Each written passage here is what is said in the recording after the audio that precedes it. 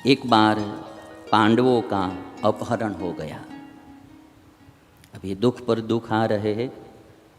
तो एक जटासुर नाम का राक्षस था, जटासुर नाम का राक्षस, और वो ब्राह्मण के रूप में युधिष्ठिर के साथ रहता था। युधिष्ठिर जी के साथ थोड़े कुछ ब्राह्मण लोग थे, तो उन ब्राह्मणों में ये जटासुर ब्राह्मण बनकर रहता था। इसलिए मैंने कहा कि दो तीन वेश ऐसे हैं उसका लोग मिसयूज करते हैं, दुरुपयोग करते हैं। साधु का, ब्राह्मण का, सैनिक का, है ना, उसका मिसयूज करते हैं लोग। ये राक्षस ब्राह्मण बनकर आ गया था। युधिष्ठिर अन्य ब्राह्मणों की तरह उसका भी पालन पोषण करते थे। अन्य ब्राह्मणों की तरह उनका भी पालन पोषण करते थे। राख में छिपी हुई आग की भांति उसका असली स्वरूप जो है वो कोई नहीं जानते थे। राख में छिपी आग होती है तो वो कोई जान नहीं सकते, वैसे ही इसको कोई पहचान नहीं सकते, सब ब्राह्मण ही मानते थे। एक दिन भीम कहीं बाहर गए थे, भीम की अनुपस्थिति थी। अर्जुन तो अस्त्र प्राप्त करने के लिए स्वर्ग में गए। पीछे तीन थे, युधिष्ठिर, सहदेव, नकुल और द्रौपदी, चार। तो चारों को और सभी अस्त्रों शस्त्रों को उठाकर ये राक्षस चला गया। तीनों भाई, द्रौपदी, सब अस्त्र शस्त्र, वो वही ताक में था कि जब कभी अवसर मिले। थोड़ा डर भीम का था उसको कि ये थोड़ा दूर जाए तो इन बाकी को उठा कर ले जाओ, और अस्त्रों शस्त्रों सब।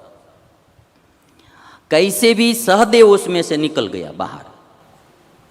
जो सहदेव वो जो पकड़ के ले जा रहा था, किंतु सहदेव उसमें से छूट गया।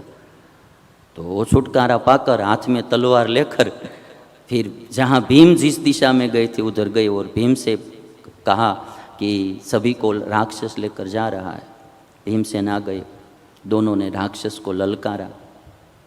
अभी वो दोनों जब आ रहे थे तो अभी ये लेकर जा रहा था राक्षस, तो युधिष्ठिर ने अपना वजन बढ़ा दिया।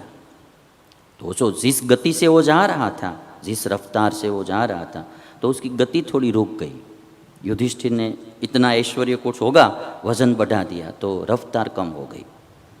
तो युधिष्ठिर ने कहा द्रौपदी से कि आप चिंता मत करना, अभी इसकी रफ्तार कम हो गई है और अभी ये बहुत गति से नहीं, तेज़ी से नहीं जा सकेगा, तब तक भीम आ जाएंगे।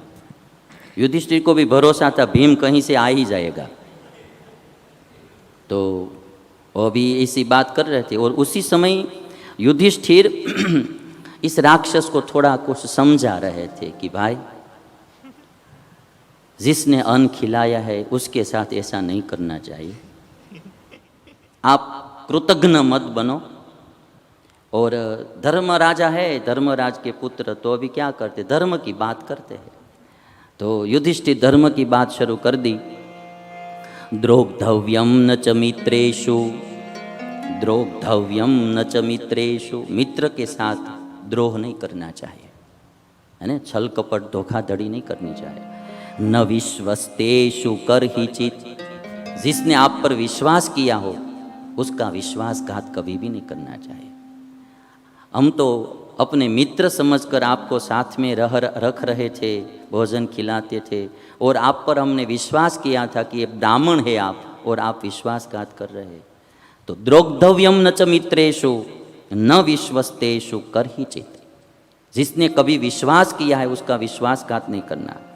येषां चान्नानि भुञ्जीत यत्र च स्यात् प्रतिश्रयः, जिसका अन्न खाया है, जिसने आश्रय दिया है, उसका द्रोह कभी भी नहीं करना चाहिए। जो मित्र है, जिसने विश्वास किया है, जिसने हमको अन्न खिलाया है, जिसने आश्रय दिया है, उनका विश्वासघात कभी भी नहीं करना चाहिए।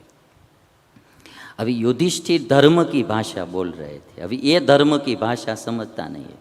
दिक्कत यही बड़ी होती है, भाषा नहीं समझते इसलिए प्रॉब्लम होती है।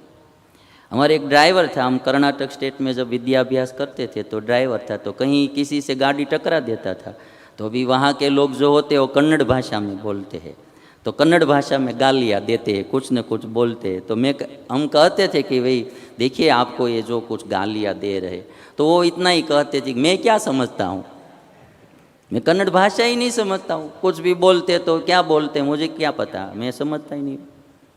जो भाषा ही नहीं समझते उसको दुख भी नहीं लगता है, भाषा नहीं समझते उसको ये हित की बात भी समझ में नहीं आती, धर्म की भाषा ही ये नहीं समझते है। तो उसी समय भीम आ गए और भीम ने जटासुर को मार डाला और सभी भाइयों को छुड़वाया। अब सब अर्जुन की इंतजारी कर रहे थे। अर्जुन सब अस्त्र विद्या सीखकर इंद्र के रथ में बैठकर स्वर्ग से सीधे गंधमादन पर्वत पर भाइयों के पास आ गए।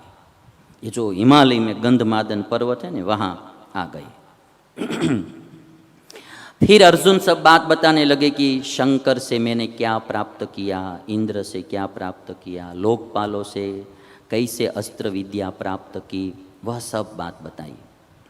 और एक बात अर्जुन ने वह बताई कि स्वर्ग में सब प्रकार के भोग सुख मिलता था।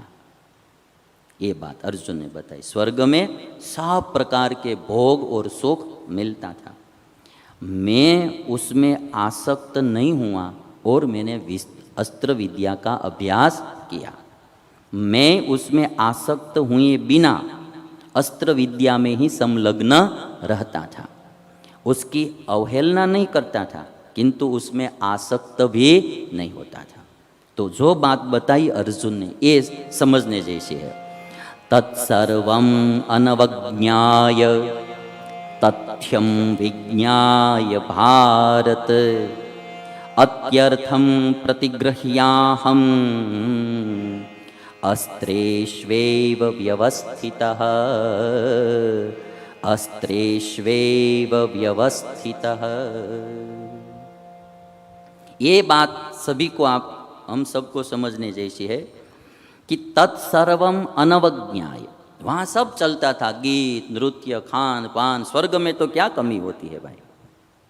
मैं अवगणना किसी की नहीं करता था, कभी कभी गीत भी सुन लेता था, नृत्य भी देख लेता था, किंतु तथ्यम विज्ञाय, चीज उसका असली स्वरूप में जानता था कि भोग का असली स्वरूप क्या होता है, भोग में क्या होता है।